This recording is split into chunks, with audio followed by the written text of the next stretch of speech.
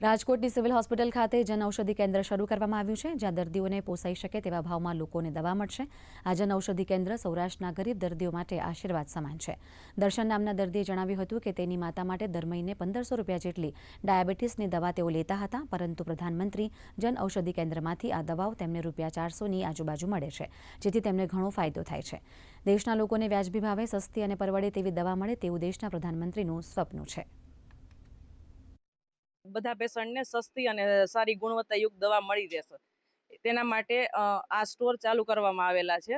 તો આપણા ગુજરાતમાં જોઈએ તો ઇન્ડિયન રેડ ક્રોસ સોસાયટીમાં ટોટલ 85 સ્ટોર કાર્યરત છે. તેમાં આ રાજકોટ ઝોન પીડીયુમાં આજે સ્ટોરનું આપણે એક ઓપનિંગ કરવામાં આવેલું છે. તો બહારના મેડિકલમાં અને આપણા પ્રધાનમંત્રી જન ઔષધિના મેડિકલમાં ઘણો બધો ફેર પડે છે. જેમ કે બહારના કોઈ પ્રાઇવેટ મેડિકલમાં આપણે લેવા જઈએ તો અહીંયા દુખાવાનો સ્પ્રે 100 રૂપિયા અથવા 150 રૂપિયાનો મળે છે, જે આપણે અહીંયા ફક્ત 55 રૂપિયામાં મળી જાય છે.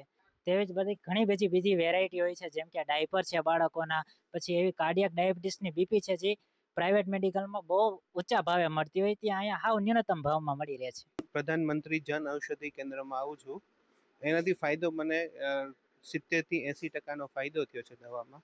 જે મારા મધર માટે જે ડાયાબિટીસની દવા લઉં છું તેમાં ઘણો ફાયદો થાય છે, રાહત દરે દવા મળે છે.